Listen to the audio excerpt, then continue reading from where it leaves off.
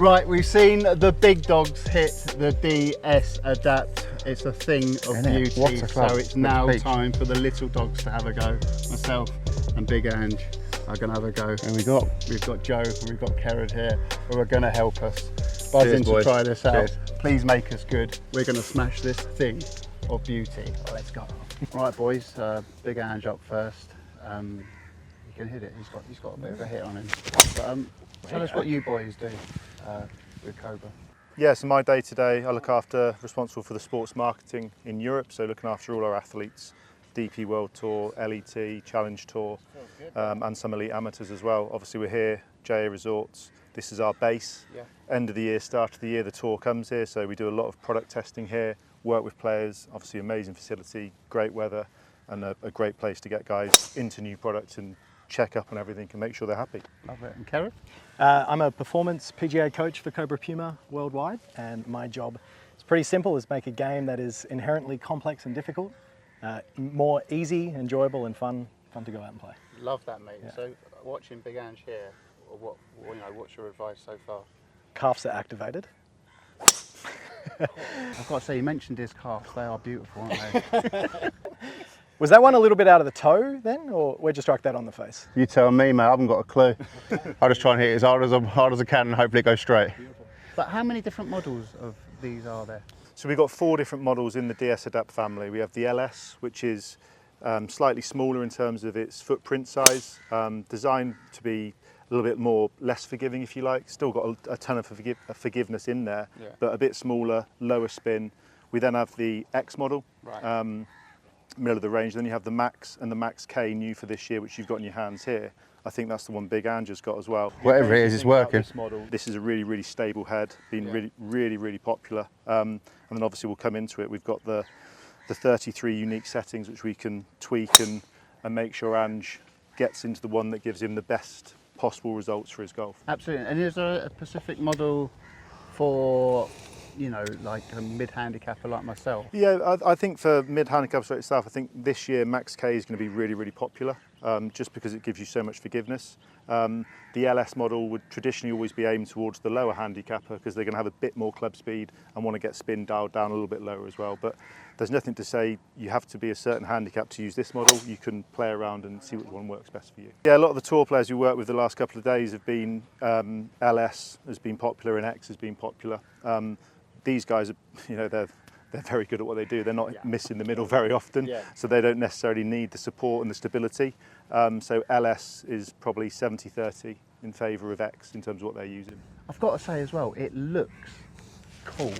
It's when nice, you're looking down at it, it looks really inviting. How much thought goes into that when you're designing these new drivers? More than you can imagine. Really? Yeah, years and years it takes to work through and get things ready. The big change this year, from as you look down and adjust the ball, you'll notice that you can see here some lines on the face to help with alignment. Obviously in dark speed last year this was completely blank, so sometimes it was difficult for players to see the face and be able to get a reference point. This year obviously having those score lines on there just helped frame the ball a bit better. It's really nice to let down on. Yeah, it feels like you want to hit it. How much goes into it? Yeah, yeah. And then obviously we've got a really nice, that matte crown just looks mean behind the golf ball, looks cool, and you flip it up and underneath you can see we've got lots of things going on here. Obviously still loads of carbon, all aerodynamically engineered to give you the most amount from this. And then obviously on the Max K we have a fixed weight which sits in the back.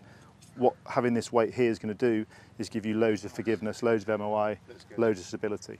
Wow. Yeah. That is mad. How's he doing, Kerrod? Look, he's doing pretty well. I think natural ball flight's going to be a shot that tends to want to go a little bit right. Yeah. And I can see that a couple of shots you're kind of hitting down on it a little bit. What sort of scores are you shooting at the moment? I play off 12, so yeah, sort of mid-80s. If I shoot under 85, for me, I'm really happy with that. Sort of 83 range.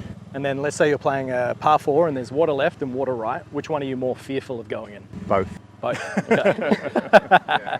Yeah, there's no outcome or consequence to a driving range, but I think that's half of it for me. But yeah, like you were saying, if you look over the ball and it looks good for amateur average golfers like me and my brother.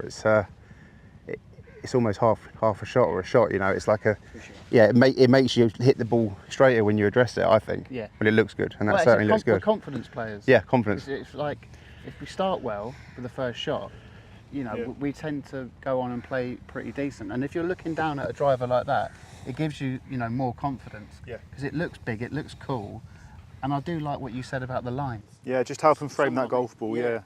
That would really, really help. What the dark bit in the middle with the grey either side? Yeah, the lines here. Yeah, it sort of funnels your eyes into the middle, which I don't know the science behind that, but it feels like it helps.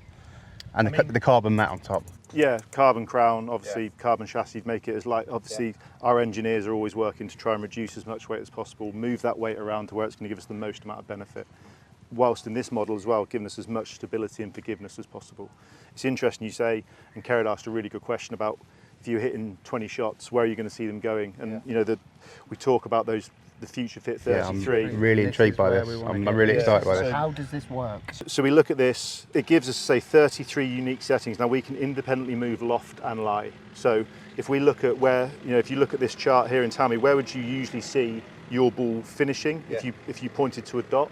Then what we can do is we almost eliminate 3/4 of the chart. That's it. So if you're missing it in A7 or B6. Where would you put me? Like, where would you? Yeah, Kerrod's probably. I think kind of looking at the flight of where you're going at the moment, you hover around on average would be around, probably anywhere between B3 and A6 is where your pattern, I can see it wants to leak a little bit out to the right. So if that's the case, it's literally So instantly I'm. down to F3, A2 So sort of. instantly we're eliminating this side. So it's not complicated at all, really. It's really simple. it's great technology, but it's not too complicated. If we make the club flatter, there's going to be a tendency for it to go right. Yeah. So we eliminate this, and then we're going to work over this side of the chart and move you into a different setting to see if we can get that ball straighter, finishing straighter, and you hitting more fairways. If you hit more fairways, the chances are then you're hopefully going to hit more greens. Let's just hit one more, and this is in A1 at the moment. So we traditionally always start in A1, and then we can Start work in the middle and work off. Work around the cog Right, from there. I'm with you. So you're loose, you're warm.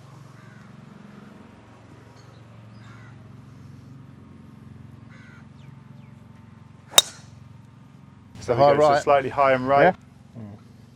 And obviously as well, when we're fitting, you know, we're not here to change your swing. I think the beauty of this as well is, you know, let's say you're working with Kerrod on your game.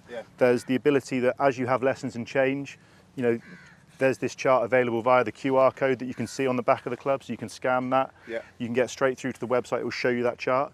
So Kerrod can work with you if he makes a swing change, or if you change and need to adjust, or you change your swing, we can change your setting if needed as well. I mean, the club can give you that much help without having to have lessons And or. it's just simply just switching, like. You're going to see it here.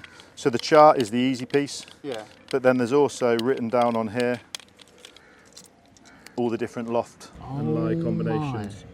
So Kerrod, just for reassurance here, I'm going to move Ange to start with, just down into E2.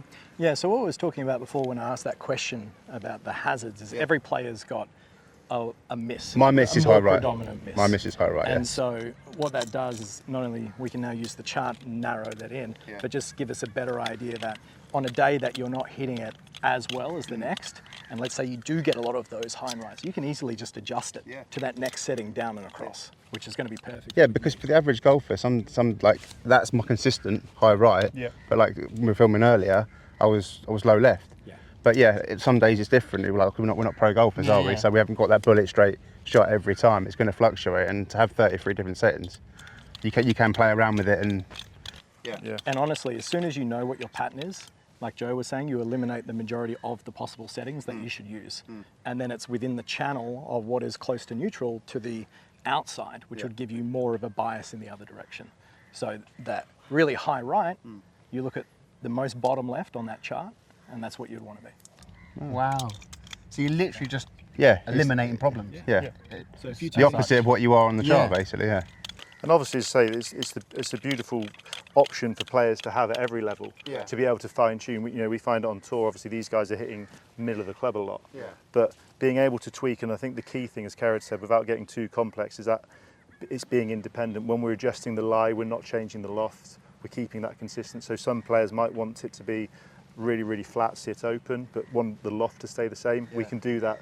Traditionally, if you're moving one, you always move. That's what I mean. I was about to say, the traditional old golf, you can change or you could change. It affects. You move one, it changes the other, doesn't it? So it's not really a true reflection of Yeah, what and you're that's actually where, trying as I to say, do. that little cog has so much technology in it to allow us to do that and have those settings. To say they're all written on there as well. If you want to get your maths out and do the calculation, you can see what we're doing. But the chart is there to be really, really simple and explain how we're going to get this done for you. Very, very clever.